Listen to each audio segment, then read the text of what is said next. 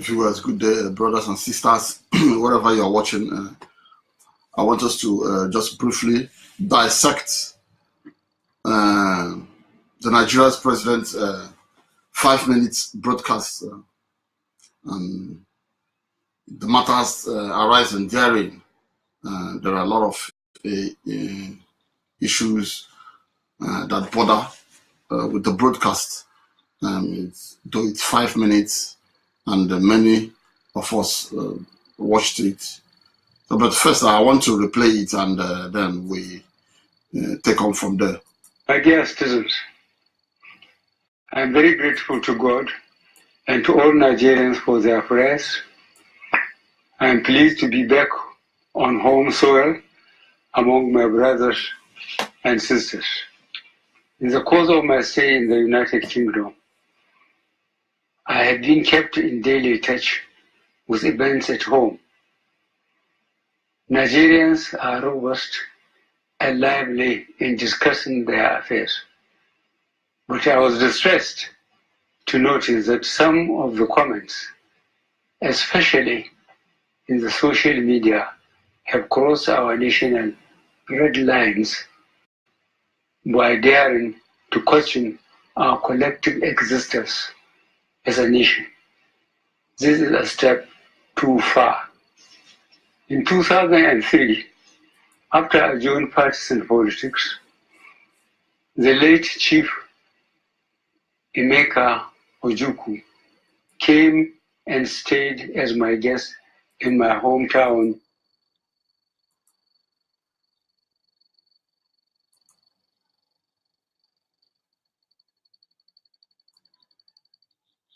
Came and stayed as my guest in my hometown.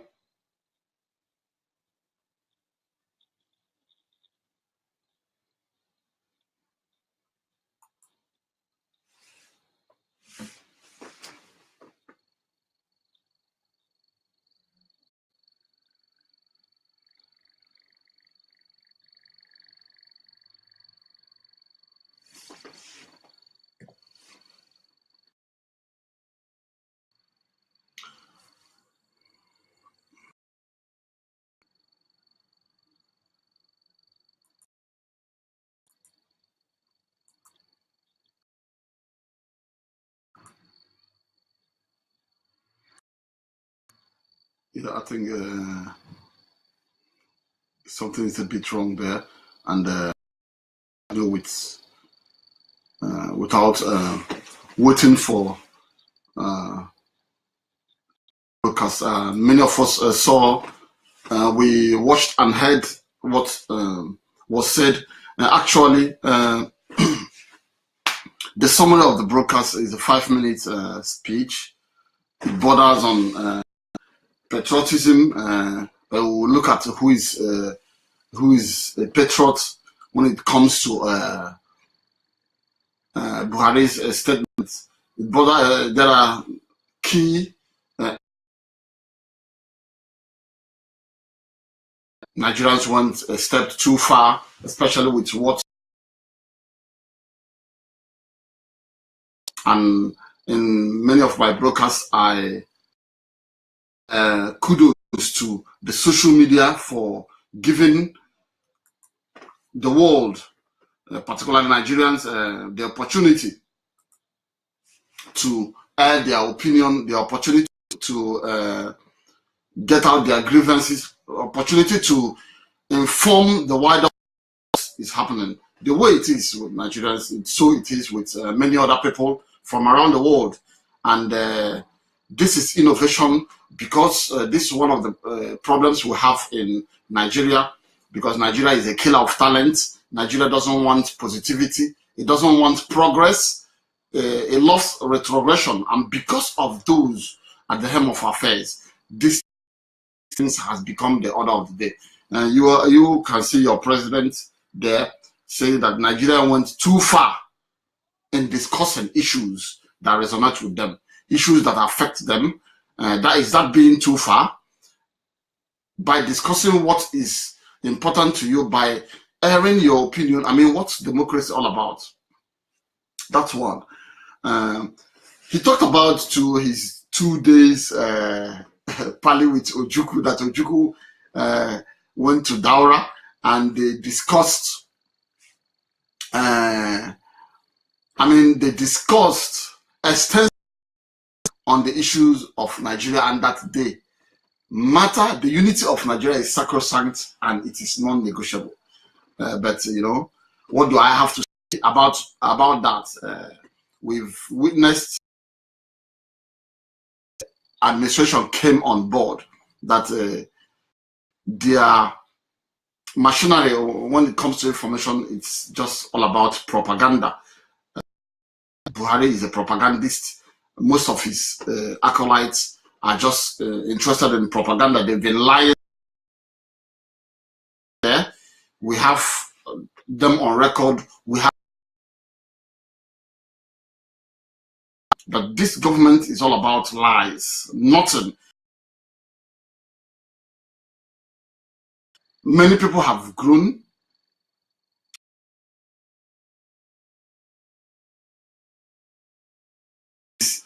The advent of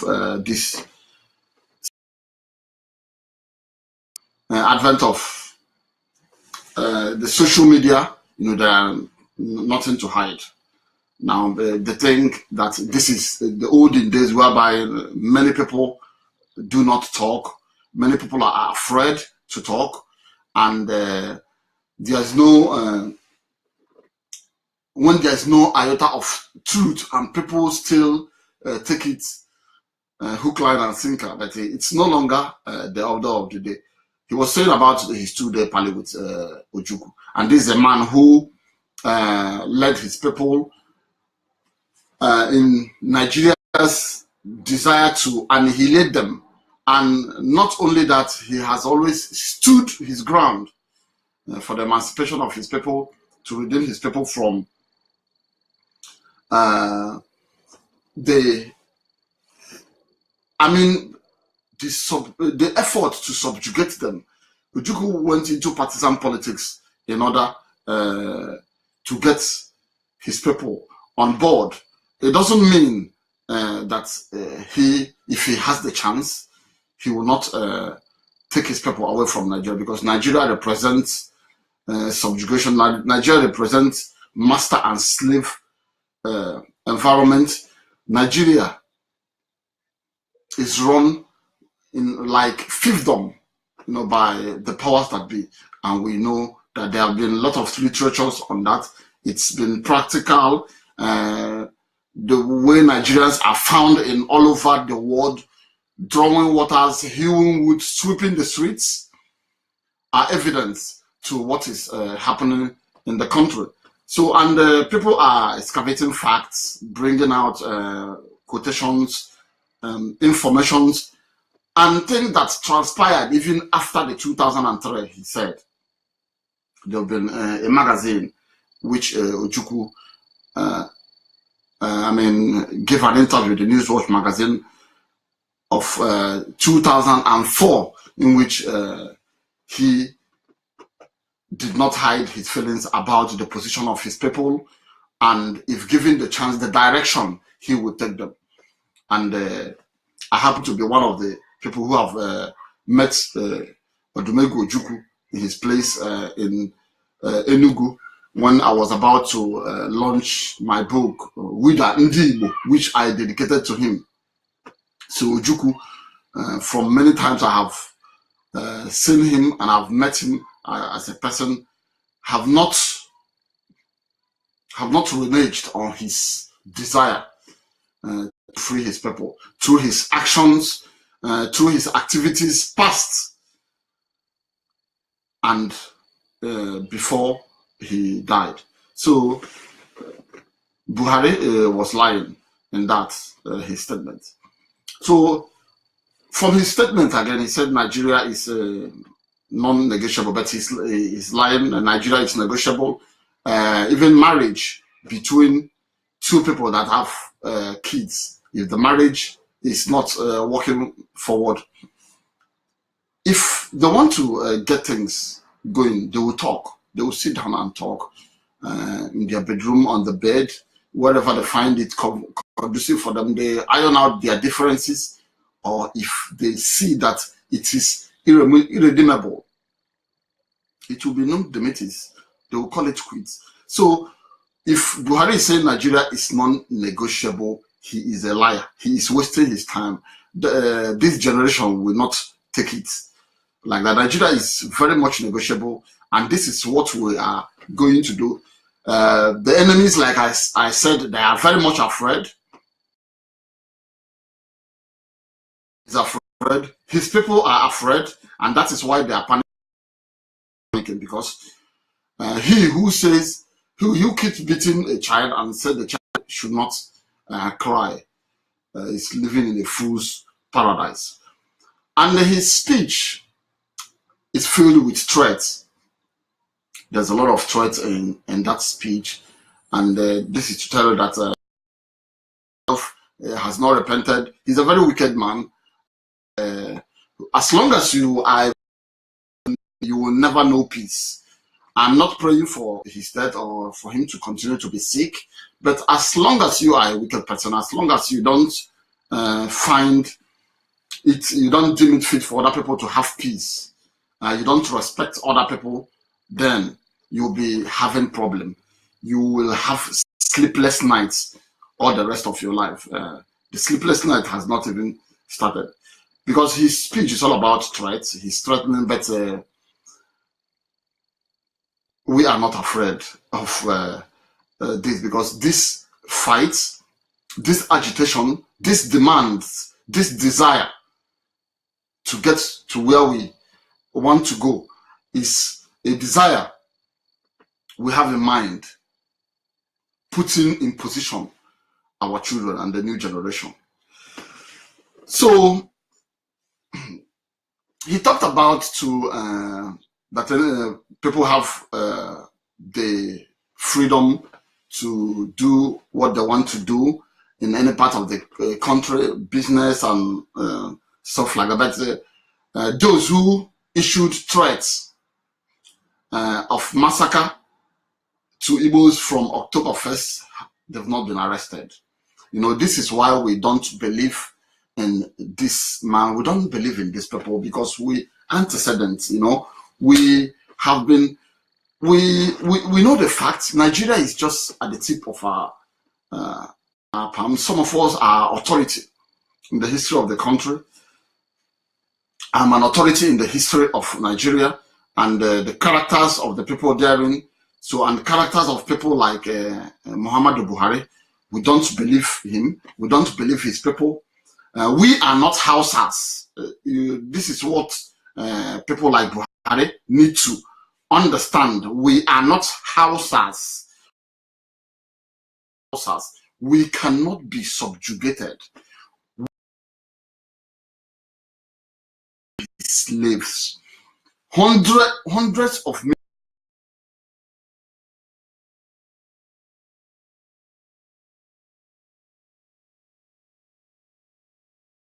repeatedly said this many times on broadcast. There's a big difference between Hausas and Fulanis, but Hausas have been subjugated.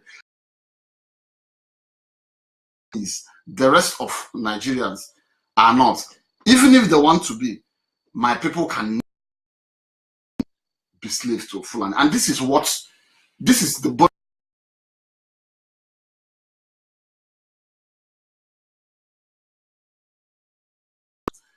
Cattle rearers, people who lack the necessary ideals and ideas to run the country are in charge, and we will not take it. There's no need running away from the truth. We will not take it, and that is the bone of contention. If Buhari says, let me finish the summary of the key things I pulled out from his speech. He talked about Nigerians having freedom to go about their normal lives when there are threats from and nobody has arrested them. The police has not them or arraigned them to court. Even those who nothing happens to them. We know about the woman that was, they were even discharged by Northern Court.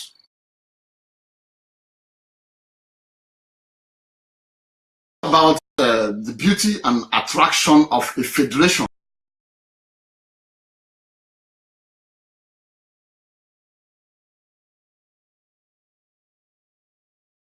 You see, the problem is that these people draft speech without even, I mean, indicting themselves in the same speech. How can the beauty and attraction of a federation be being able to discuss on their mode of living when you guys have refused to sit down, when a whole decision that cost the country billions of was dumped in the bin? Whenever decisions that doesn't favor the Fulani, throw it in the bin, and you say Nigeria is non-negotiable. It's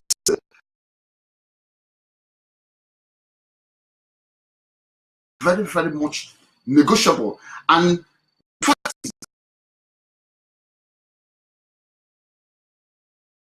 anybody who is afraid, that is his own cup of tea. We are not afraid.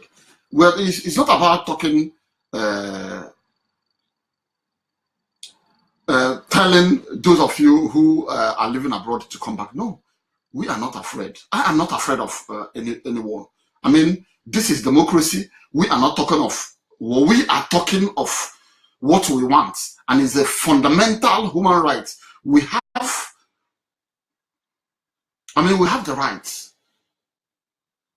to determine what we want. I say, as long as it is not violent. Because the statement of Buhari is coming up because they've always felt they have the guns, making sure that other people doesn't get into the armed forces. People in the armed forces, we know about this story. We know about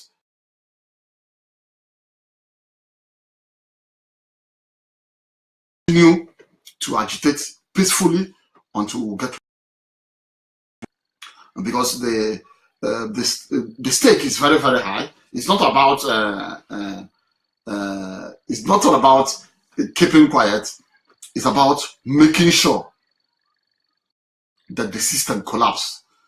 So if they refuse to come to a table so that we negotiate on what we really want, if he says that if the sweetness and attraction of a federation is by people getting involved together and determining their mode of, not done that in Nigeria, and that is what we want.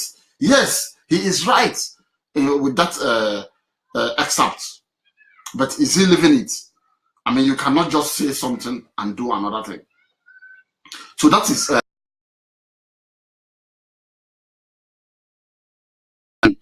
want to sit down and discuss national consensus that we live together. Which national consensus? Who reached a consensus? We have never reached a consensus that we will live together. I mean, at whose benefit? The era of the Fulani, running the country and trying to stampede, it's gone. It's gone. This is one thing this democracy has given us. This is one thing, the emergence of Buhari, because God has his way of doing things. His ways are very different from our ways. We are happy that at the end of the day, Buhari became president so that Nigeria will be laid bare. My people will say that it is good that the way that there are much wind so that we can see the anus of the hand. In Igbo, they will say, it's good that Buhari came on, so that many people from Yoruba land, Jukun, Angas, Tiv, Idoma, we've now seen the monster he was chased out of Abuja House in London, because if there was not if there was no concerted effort in the demonstration of our Mumu don't do and resume or resign, he wouldn't have left.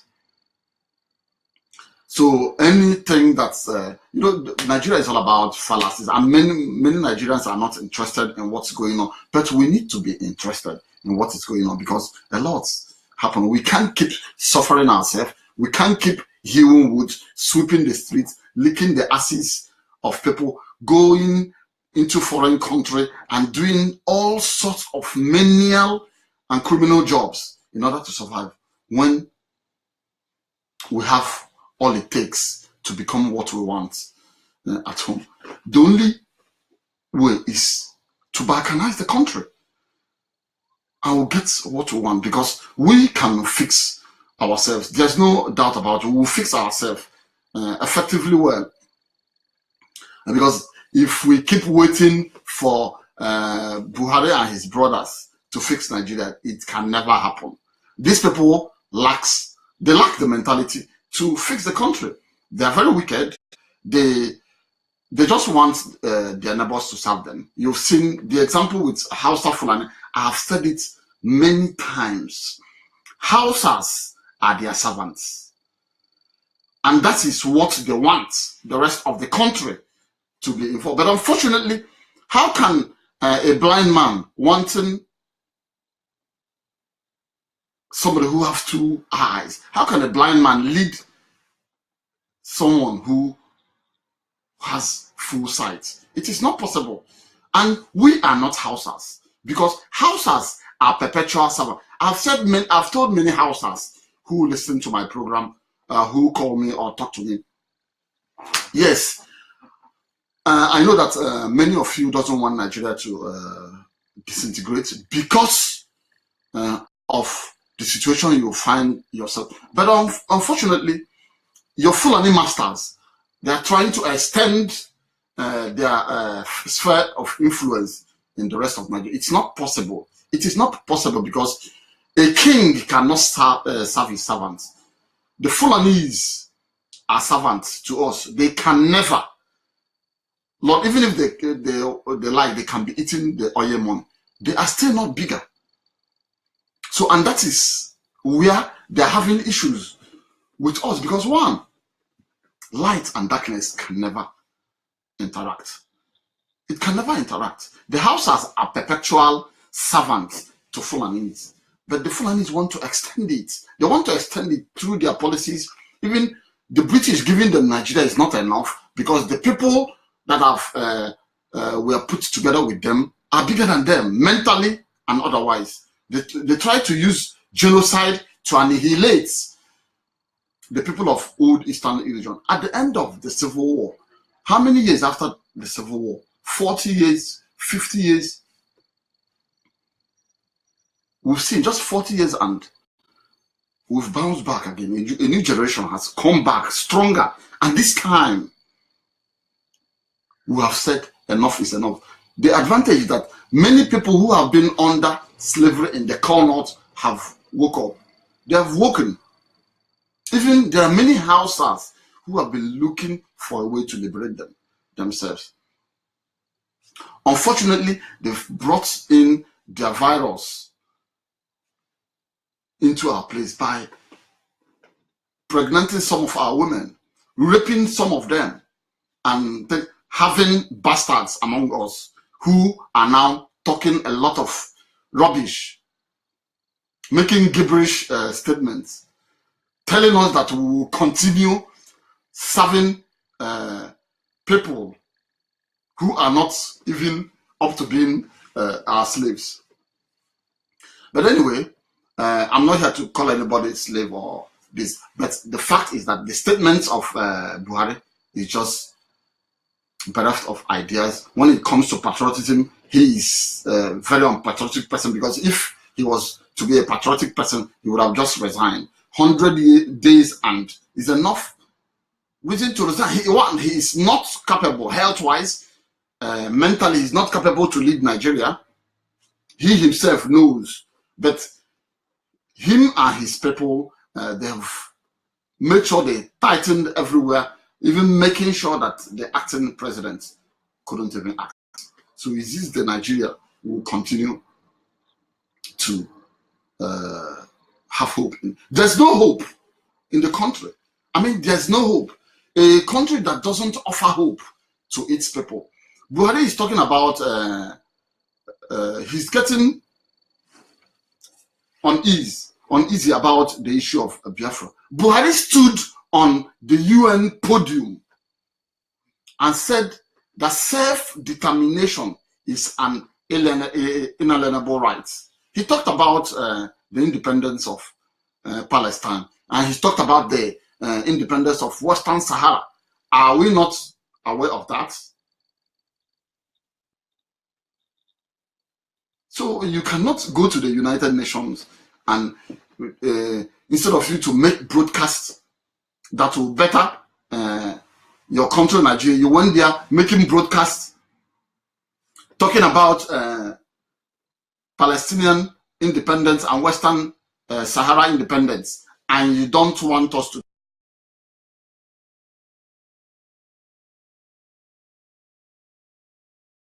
People need to wake up. We are not Hausas. We are. The Fulani can never. They are daydreaming. Fulanis can never conquer us. They are saying they want to dip the Quran in the sea. They better look towards Niger, whatever they call it, and Chad. Dip it in that sea. Because if it is towards us, it can never happen. So anybody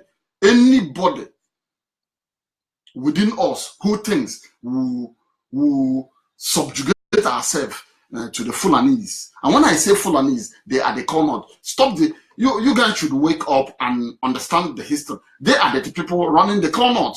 And they always say one knot. There's no one knot there. The Jukun doesn't like the Fulani. The Angas doesn't like the Fulani. The thief doesn't like the Fulani because they are all about invading people's land. They are trying to do that with this graze land. The demands for grazing land. They want a grazing route across the federation, and some people are very stupid. They tell you who are stupid by giving them grazing land across from their Sokoto down to Imo State. It can't happen. It can never happen because these people, you can never trust them. You can never trust them.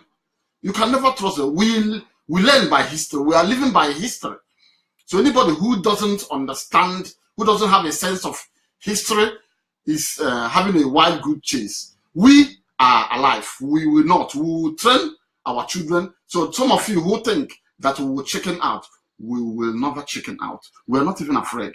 But we thank God that we are waking people up. And this is why I've decided in this liberation gospel to do my own bits. You must listen to the message of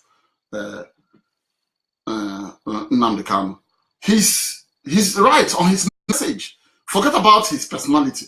What he's saying, is it right? So kudos to him that many people are following him and they are beginning to understand what we've been agitating for a very, very long time.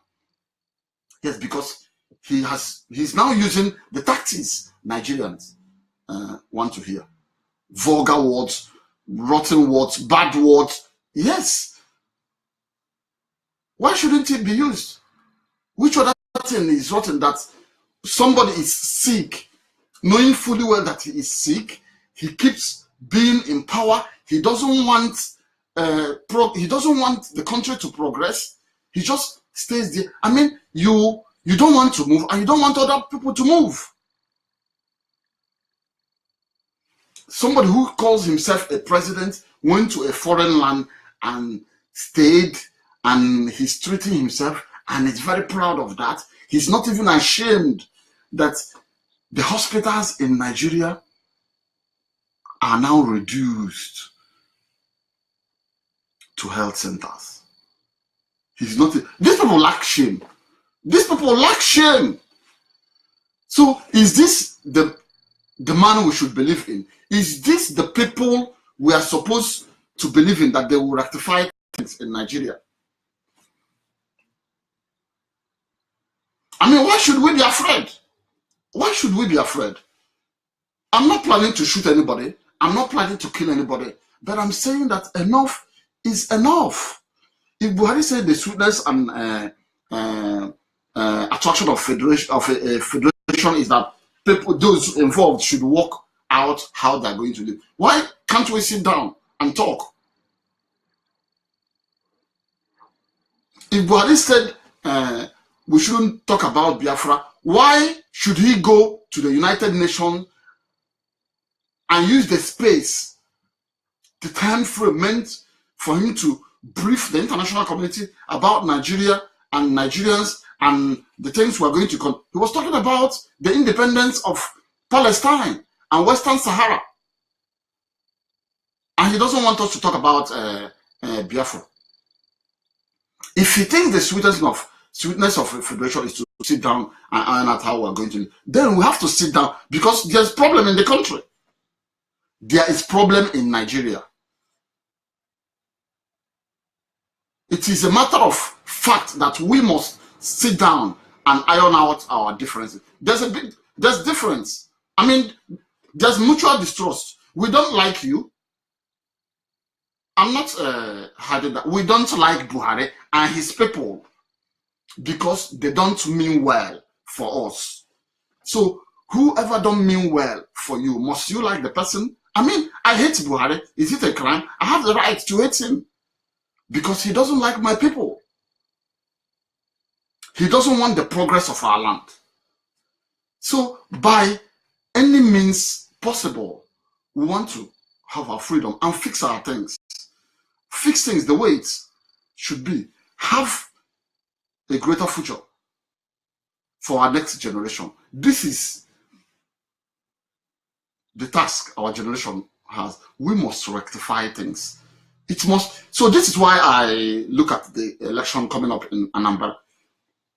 I mean, look at it this way. After the elections, if you think your life will be better, vote. Then, after the election, if you think your life will not be better, needless to vote.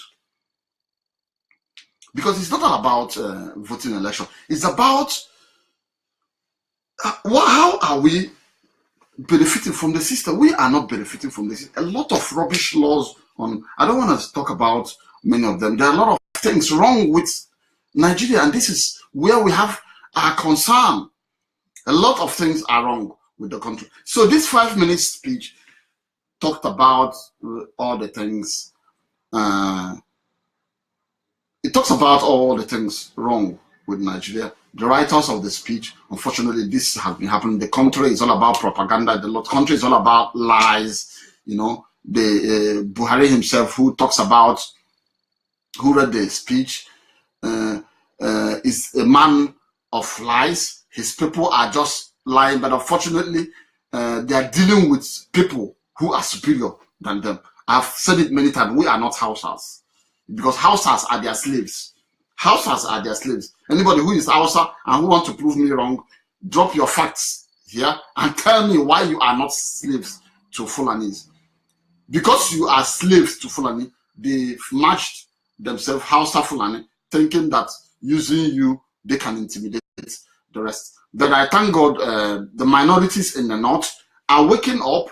It is up to you to wake up, because the Fulanis have used you, they've used you, they've raped your women, they've taken your land, they annexed your land and put in an emir to be ruling over your people. There's an emir over Yoruba people, there's emir over Jukun people, there's emir over Kanore people, there's emir over Angas, there's emir over Nupe.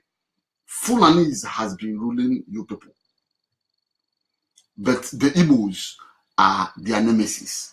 I'm not here to champion anything, but we are the children of God. We are proud of that. We believe in our Father, Yahweh. I have said it. If they like, they can drink all the Nigeria oil. who is bigger than you is bigger than you, both in when physically and when he's dead. So this is what is the point of contention. So we cannot continue to keep quiet. The agitation must go on until they decide that yes, it is time to sit down and talk. And then we have what we want. I just heard a statement this morning. In fact, it was even on BBC that the Buharis media man, Sheikh Garba, said that rodents has taken over the president's office. You can imagine the kind of people we are dealing with, you know. These people are shameless people. These people cannot offer us anything. They can't offer, they're not talking of industrializing the country. They can't talk of manufacturing inventions, no? They just want to be in charge. In charge. It's just like, I want to be in charge. In charge for what? Why do you want to be in charge? Just read Marolin. Read Marolin about without any concrete effort at nation building, without any concrete effort on providing employment for millions that are graduating yearly, without concrete effort at building reputable hospitals so that he will stop spending months abroad.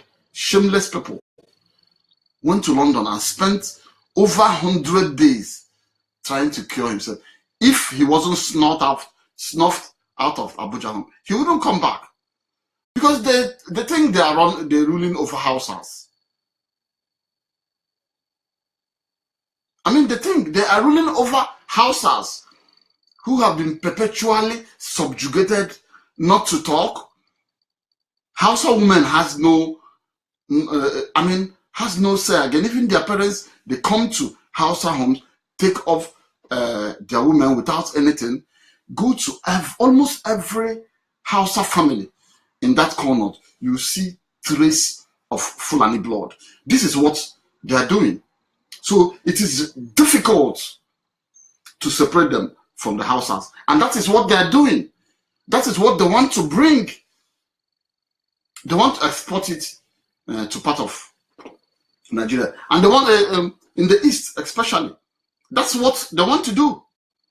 You see some of our girls now over longitude of money. I've seen some of them. Some of them will just rush to go to Abuja. They go there and prostituting, getting money. Some of them are even pregnant for this. You know, this is the trick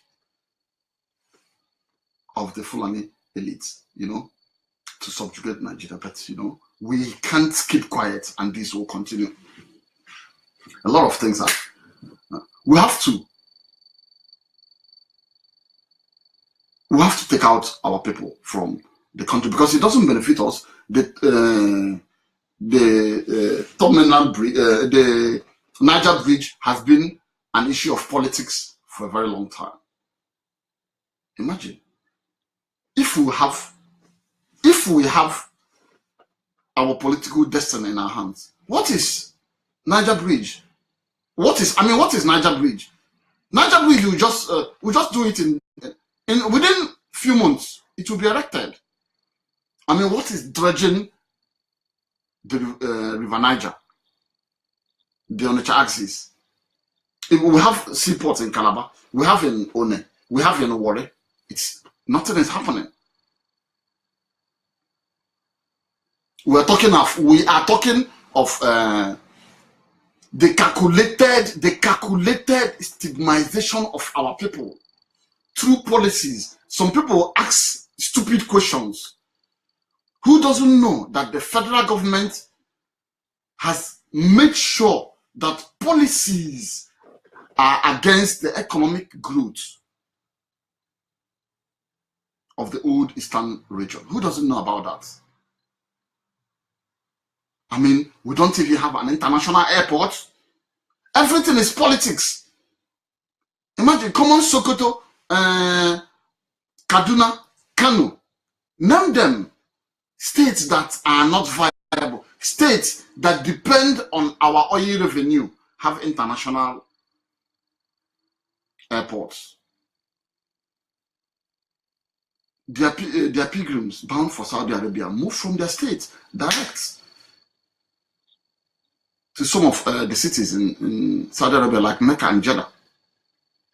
The whole southeast, no international airport, no seaports, no infrastructure, is just non-existent. No good road. What about rail? No railway lines. If they want to do some first, they will do Abuja, Kano, Lagos. They won't even remember us. And they still take our resources. And some of our brothers and sisters cannot open their head, to talk about that. A lot of things are wrong with Nigeria. So if Buhari is saying, if Buhari is making a statement about everybody has grievances, no. I mean, many people may have issues, but they don't want to talk about it. We ourselves, we have chosen to talk about it. We want to sit down, we want to take out our people from Nigeria, because Nigeria is not favoring us, and there's no need. We are not afraid of anybody. Who are the people to be afraid? Is it not Fulani people? Why should we be afraid of Fulanis? I mean, why should we be afraid of Fulanis? We are not talking about civil war. But even if there's a war, 1967 is not 2017. I mean, they had to use the Yoruba, they had to use the Jukun, they had to use the Tiv, they had to use the Idoma, they had to use the Nupes, they had to use the Angas, they even had to use our own brothers, the Jaws, Efik, to even fight against Biafra. So it is no longer that today, and that is why they are panicking. There's panic in the land. Some of you may not be able to understand the fact that these guys are panicking. Buhari and his brothers are panicking. They are very much afraid, and they need to be much afraid, because we are determined by every means possible to get ourselves. We cannot graduate from university without getting a job. We cannot be industrious, yet we lack what it takes to invent. I mean, we cannot be brainy. We cannot read our books without going to university to read the exact course we want. I mean, I'll bend down and read for my JAMB, for my Joint Admission Matriculation Board, and get a score of 300. I cannot read medicine. I cannot read law. But someone who scored 80 will read these courses that I can't even read. And at the end of the day, the person will become a director, the person will become my chief judge, the person will become my superior, the person will go to law school and become a senior counsel before me. I mean, it can't happen. We should call a spade a spade. Go to Tinkan, go to Roro Wharf and see what's happening there. They're just kicking our people right, left, center, kicking them about. Our people are suffering seriously. And you say enough is enough. And you say we should not talk. Why shouldn't we talk? Somebody on level 4, on level 5, on level 6 is sitting down in Tinkan, and just on a mere provocation, and it will impound containers. And you say we should keep quiet. Why should we keep quiet? And our people are telling us to keep quiet, to be taking crumbs. No. We want to liberate ourselves by every means possible. It's not all about holding elections. Obiano coming back as Yes, for people around him, it's okay. But what will it benefit the average Anambra man? What will it benefit? Will for Obiano to invite military people to start shooting protesters who are protesting? They are not damaging stores. They are not violent.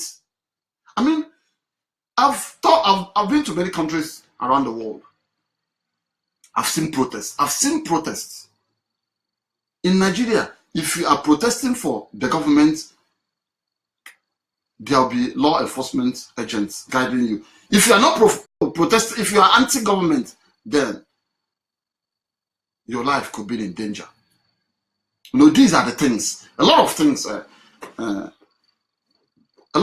wrong with the country.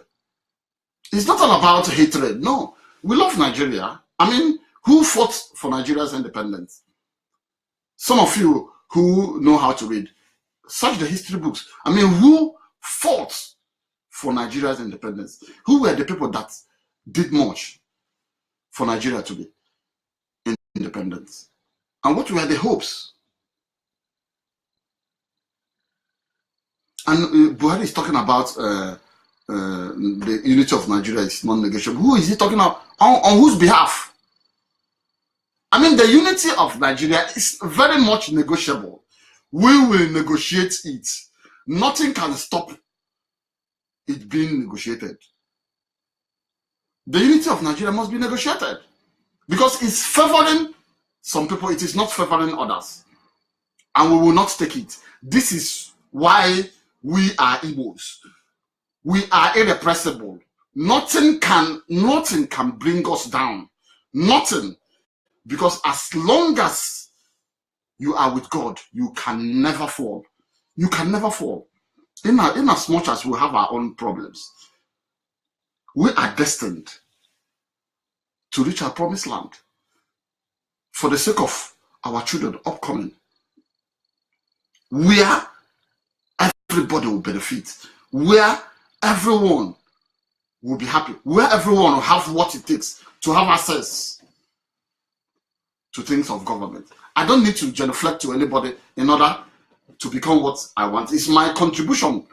It's what I can offer. My intelligence, my hard work, my preparation should get me there.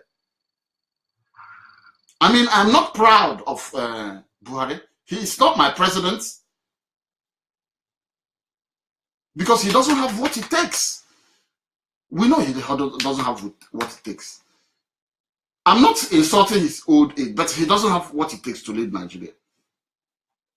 And not only that, Nigeria was built on a faulty structure. We have always said that. We've repeatedly said that. We've repeatedly said that if these guys were genuine, we would have fixed Nigeria before now. We would have started talking about that. The last regime, yes, however faulty it was, had a conference and brought out a resolution. This same Buhari put it in the bin, and he's here talking about federation. He's here talking about the attraction and sweetness of a federation, that people have to sit down. And who is he deceiving? When I say he's an illiterate, it looks as if I'm insulting him. No.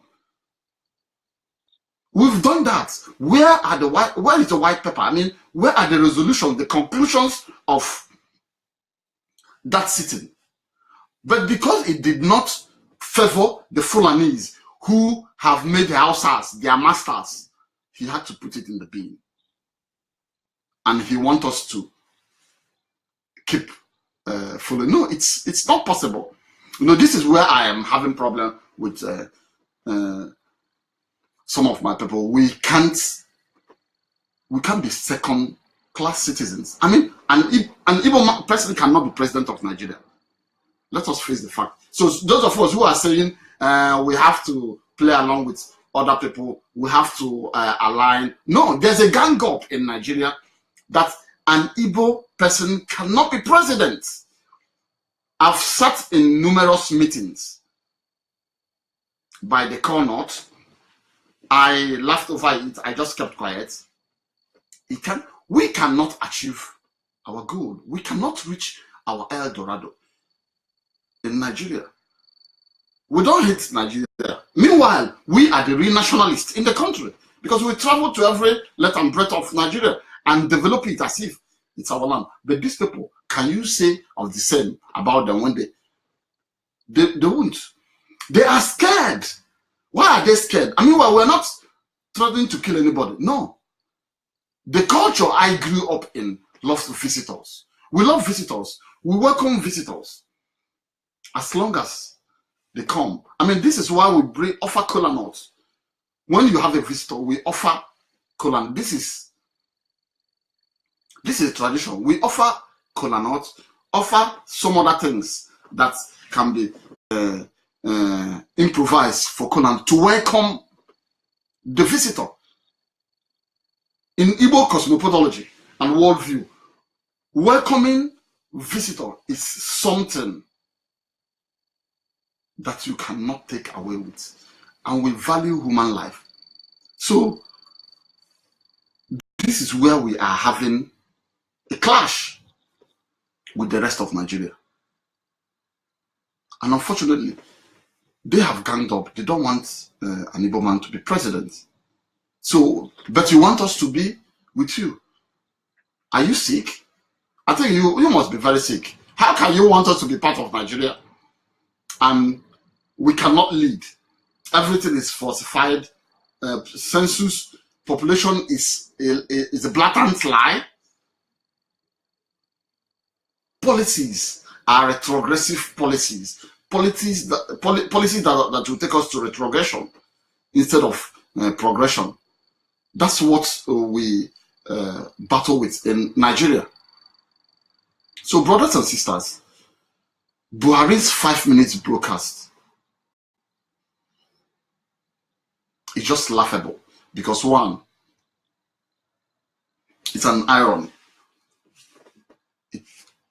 He tried to talk about patriotism when he's not a patriot, because if he's patriotic, he would have just resigned when he knows that he is not okay to lead the country. In my past talks, I talked about David Cameron, who resigned just for losing Brexit. He resigned for losing Brexit. And this man is incapable. He can't even make coherent speech. He can't even understand the underpinnings of his own 5 minutes broadcast. And he's talking of patriotism. Patriotism, if he were to be a patriotic guy, he would have stepped down. So he should just save us that definition. Or he should go and look at Michael West to understand what patriotism is all about. A step too far. He talked about a step too far. I said it before. We will be going further steps in order to get what we want. A step too far in talking about what to resonate with us. I mean, we want Biafra because Nigeria is not working for us. See, they don't want us to sit down and talk about Nigeria. He talked about National Assembly and Council of State. Is it in the National Assembly on 1999 Constitution, a constitution that we never gathered?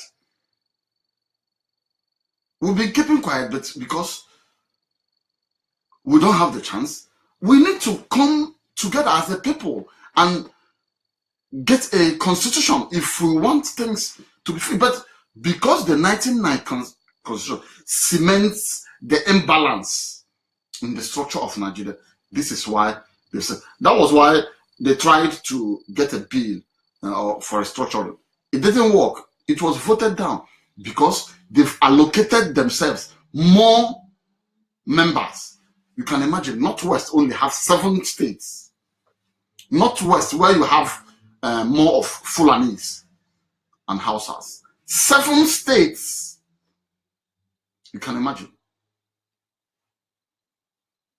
And they want us to keep quiet. We can't. Nigeria's unity is negotiable. It is very much negotiable. I think if Buhari can go to United Nations podium and talk about an inalienable right for Palestinians to have a state of their own and that of the Western Sahara, then the Biafrans have a right to talk about a state of their own or a referendum, so to say. Or we sit down and discuss on the way forward. Nigeria marriage without talks between a husband and his wife, numerous talks. Even sometimes the wife will want to initiate talk when the husband doesn't even want it, and the husband wouldn't have anything to say other than to conform, or else there will be trouble. And the trouble is coming. It's coming up in Nigeria. We will not run away from that. Thank you for listening to me today. My name is Okachuku Okowe from Owerri.